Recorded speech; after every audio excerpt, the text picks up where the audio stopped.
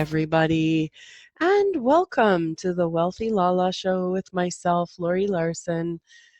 Today is episode 210-2. Yeah. So, how are you guys today? What's up? What's going on in your world? Not that you can tell me, but it'd be lovely to meet you. So, yesterday when I talked on the show about that 3-day workshop that I attended, it was at the University of Alberta Hospital. So if you're in Canada, you've probably heard of it. It has the children's hospital called the Stollery. It's very world, or at least Canada, known for, their procedures and knowledge and education and all that kind of stuff. So, and you know what I wanted to talk about yesterday, and then as I talked, it didn't come up, but I wanted to talk about the synchronicity. And so, how I've been telling you that I, been meditating, and how Dr. Joe Dispenza says the quantum field, which is like the, universe, God, source, divine, responds not to what we want, but it responds to who we're being. And, I've been choosing these meditations, and since I've come back from his workshop, which was last month in September, depending on when you're listening, September 2019, and he, since I've come home, I've been upping my meditations to at least 2 a day, and sometimes 3, and I'm finding it, just love it. It was really neat because in this 3-day workshop that we did, one of the things was a little bit on mindfulness. And so the facilitator, I think she was an occupational therapist. She took us through this little guided breathing mindfulness meditation thing. And it was only like 10 minutes. So she put on some beautiful music and gets us breathing, and within 10 minutes, man, I was just like, this is fabulous. And my body is so conditioned to know what it's, what's going to happen with meditating now, that I, go there so easily. It's so awesome. And so anyways, it was really neat. So as a person becomes more of ourselves, we tap in more to the energy that we become, and Dr. Joe Dispenza talks about it as heart and brain coherence, and where they get working together. So that actually changes the energy in our body. We're rather functioning from, say, 70% stress all the time, we're functioning from only stress that we just respond to and then take care of in a short time. So it's not like something we're functioning from like all day, every day, or most days, at least when we're awake. And so like I said yesterday, I wasn't really, I was kind of like, I don't know if I really want to go to this workshop. I'd bought the belief that, people in the healthcare system, for the most part, don't really care about me. And I also knew it was really light, and my intuition said to go. So what was really cool was on the very first day. So now looking back at all 3 of these days, we had lunches at different times. The university hospital is massive. And so, the likelihood of meeting up with someone could be pretty small. Okay. And how we've all had those moments where, you think about someone, you run into them, or you just run into somebody at the most, craziest place. Well, we had done our morning lectures, and then we were out for our lunch break, and I had decided, okay, well, it's 10-1. Our time to go back for lunch was just after 1. So I'll head back to the department where we were. So the door opens to the department, and I look, and I'm like, oh, gee, well, that's kind of interesting. That looks like the same diaper bag that my daughter has. And my daughter has a 5-month-old little girl. And so I kind of look at this person from behind, and I think, oh, that's kind of funny. She's built quite a bit like my daughter. And then I kind of walk around to go look at this person's face, and damned if it wasn't my daughter and my granddaughter. So, this you guys, I don't know if you guys can get it. You guys are probably way smarter, you know, but to run into my daughter, now you have to realize that she lives an hour and a half out of the city on a farm towards Smoky Lake. Okay. Now she only lives about 15 minutes from me, but we both live out of Edmonton. Okay. I know she had gone to a pediatrician appointment for her daughter, just a routine one. And now Madeline, my granddaughter, was breech, and my daughter is really small, so it was my daughter's first baby, and my daughter never actually got very big. So Madeline she was compacted well in there. And I guess this is common with babies that are breech and first time babies. And there was another thing too, but Marie didn't, have whatever that, you know, she had 2 out of 3 of whatever this happens with. But my granddaughter, her neck is kinked. So like if she's sitting in a car seat, her head will go to one side and it goes to the right side, leans to the right. So as soon as she's like sits late, lays down and or sits in a car seat and relaxes, her head just automatically goes to the right. So the pediatrician said, well, what's happened is, that her muscles have just gotten weak on one side and it's just a habit. So they were sending her to physio.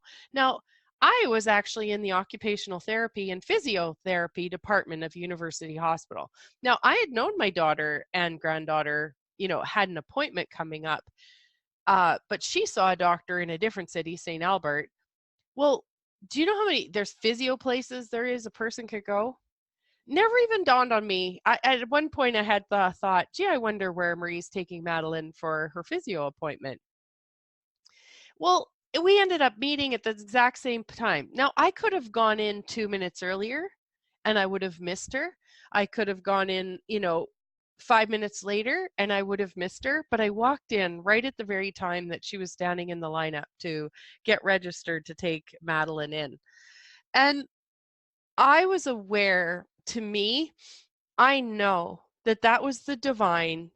The divine was matching my effort. And I've mentioned this before, that when you come up against yourself, when you choose something different, when you choose something greater, something that's out of your comfort zone, that you're going to have such a sense of pride with yourself on the other end, but you can't see it until you actually choose it. So that could be even just exercise or, body movement or, eating in a way that that your body would prefer, that makes you feel better. Okay. So, these choices can be, emotional. So you're choosing something emotional to get past yourself. You're choosing something physical. You're choosing something chemical, like energy, like as in food and or medicine or whatever. But when you choose beyond yourself, when you come up against yourself and you're like, I don't want to do it. That's just how I felt about the workshop. I don't want to stay in the city. I don't want to do it. Well, what happens is when you choose beyond that, the divine matches your effort and it will surprise and delight you in beautiful ways. And so when I ran into my daughter and granddaughter there, for me, that's a big deal. I got to show off my granddaughter to people I don't even know that well because I could. People love babies. Most people love babies, right?